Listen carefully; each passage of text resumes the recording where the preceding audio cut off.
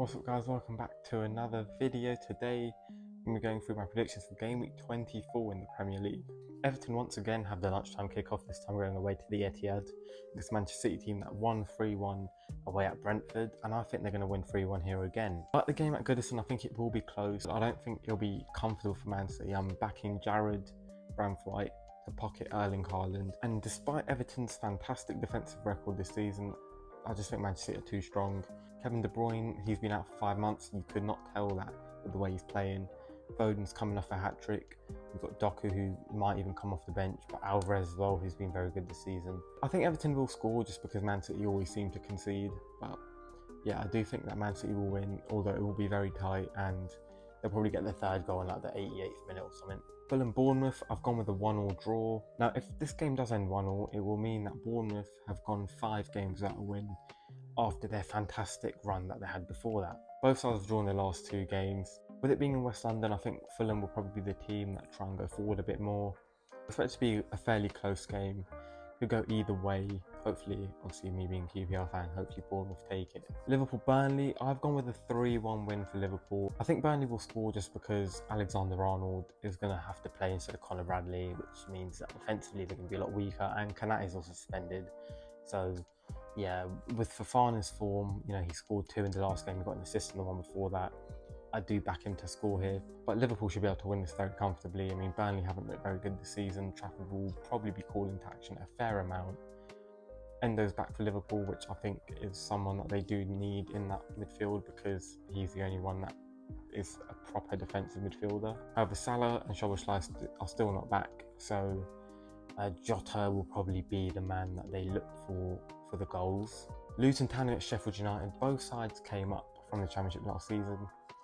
Their fortunes in the Premier League this year have been very different. Sheffield United on the foot of the table, looks like they're already gone. Luton Town out of the relegation zone, a win here and they could put a bit of distance between them and the bottom 3. I think it'll be a 2-2 draw. In the game at Bramall Lane, obviously it was very messy. Sheffield United were 2-1 up and then scored 2 comical own goals. I mean, the first one shouldn't have really counted. The way they played against Villa as well, where they just completely crumbled, it's unacceptable. If Archer does not start this though, Sheffield don't have no chance of getting anything. I also feel like Luton might be a little bit complacent because they've had some very good results, like the demolishing of Brighton and a very good point up in the northeast. They might look at this Sheffield United game thinking, well, we've just drawn Newcastle, we've demolished Brighton, this will be a walk in the park. You know what I mean? Obviously, I'm not saying that will definitely happen, but I can see it being a factor. But I know Rob Edwards is a fantastic coach and he'll try his best to make sure that that is not the case. But there's just too much riding on this for Sheffield United. Like Tottenham Hotspur against Brighton and Hove Albion. Brighton and Hove Albion won 4-2 in the South Coast. I think that Tottenham are going to get revenge and they're going to win 4-2 here themselves. They've got pretty much their whole team back now with the exception of Lo Celso and Sessegnon. Brighton will be missing João Pedro, but I think they should still be able to score just because of how open Tottenham are defensively. And so are Brighton, which is why I think Tottenham will score 4 goals. Heung-min Son back from the Asian Cup. Unfortunately for him, they were knocked out in the semi-finals, South Korea that is. And yeah, hopefully he comes back with a bit of vengeance because I might put him in my field team. Still haven't decided. I don't know if I should put him in or if I should put Richarlison in. Will Son start? I don't know. Both sides have been heavily plagued by injuries this season. It looks like Tottenham have sort of got over that hill. Hopefully for them, there's no more injuries. Brighton are in the midst of a bit of an injury crisis. However, Mitoma, like Son, is back from the Asian Cup. I think Mitoma kind of needs to play because João Pedro has been the best attacking player by quite a long distance. Obviously, I know Pascal Gross has been fantastic this season, but in terms of forwards, a lot of them have been hit with injuries, and a lot of them are very young still, so yeah, they're going to really miss him. Wolverhampton Wanderers against Brentford. Now, these two sides have played so much over the last month and a half. In December, Wolves demolished Brentford in West London by 4-1. Then they met in the FA Cup, once again in West London, where it was a 1-1 draw even though Wolves were playing with 10 men for 85 minutes of the match. Wolverhampton Wanderers then won the replay in the West Midlands, set up a Black Country derby, and this game is also in Wolverhampton. I think Wolves win this so comfortably. I'm going 3-1. They really should not be expecting anything other than a win here. Wang's going to be returning from the Asian Cup. They don't really have any big injury concerns. Neto's looked phenomenal this season so far. Cunha's in great form. Brentford have looked terrible as well, they're leaking goals. And although Tony and Maupay have looked good, defensively they just look so bad. And Wolves have looked very good going forward this season, which is a complete contradiction to how they've been playing the last few years. Full credit to Gary O'Neill, really like the bloke. And I'm happy to see him doing well. I do hope he leaves Wolves because I don't really like Wolves. But he's doing a phenomenal job there, man. To come into that team, who'd lost so many of their key players from last season, just 3 days before the season starts, and to have him in this position. Nottingham Forest against Newcastle. On Tyneside, Nottingham Forest won 3-1 after Chris Wood scored a hat-trick. I do think there's going to be 4 goals in this game as well. I'm going 2-2. Newcastle will be without Alexander Isak and very likely to be without Anthony Gordon as well, since he hasn't trained this whole week. But Barnes and Wilson can just come in to replace him. That does leave them with the issue of not having a strong bench once again. It's really unfortunate for them. They've probably been the most injury-plagued team in the whole league this season. Nottingham Forest were able to field that front 4 in the last game. Awoniyi, Elanga, Hudson-Odoi and Gibbs-White. Really good front 4 in my opinion. I think if Newcastle play Dan Burn, they've lost the game. I mean, in the northeast, Elanga just ran him ragged, man. He just kept breezing past him. And they've got a ready-made player in there in Tino Livramento. I know he's ideally a right back, but he can play left back, and he's better at left back than Dan Burn, especially against quick wingers. You need him to play Eddie Howe. Yeah, I love you, Eddie. I think you're the best manager in the world. Please drop Dan Burn for your own sake. He will get you sacked. By the way, I do really like Dan Burn. I think he's a good player, and I like his attitude. He just looks like a class guy. But against quick wingers, he just isn't the guy you want, man. I think Newcastle probably have the lead in this game, but at the end, Forest will equalise because they're going to have fresh legs that can come on, whereas Newcastle don't have that luxury. West Ham against Arsenal. Now, these teams have played twice already this season, once in the Carabao Cup, where West Ham won, once in North London in the league, where West Ham won.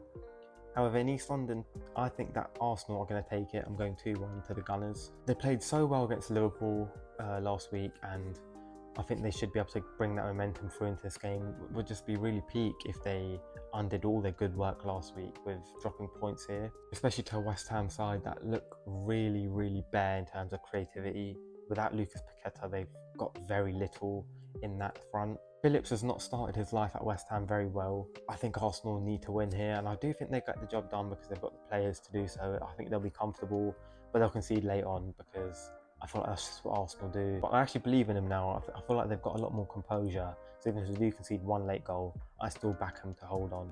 Aston Villa against Manchester United. Villa battered Sheffield United last week, but then they lost their second home game in a row in the FA Cup against Chelsea. They obviously lost to Newcastle, where they were pretty poor and Newcastle completely outplayed them. And then against Chelsea, they were really poor again. They used their strongest 11 as well. It's not like they heavily rotated for anything. Man United got a fantastic win over West Ham. Performance wasn't amazing, but the performance against Wolves was very, very good. They will also have had more rest because Villa have just played in the FA Cup, where Man United didn't have to do that. I'm going with a 2-2 draw just because Villa can't lose 3 home games in a row.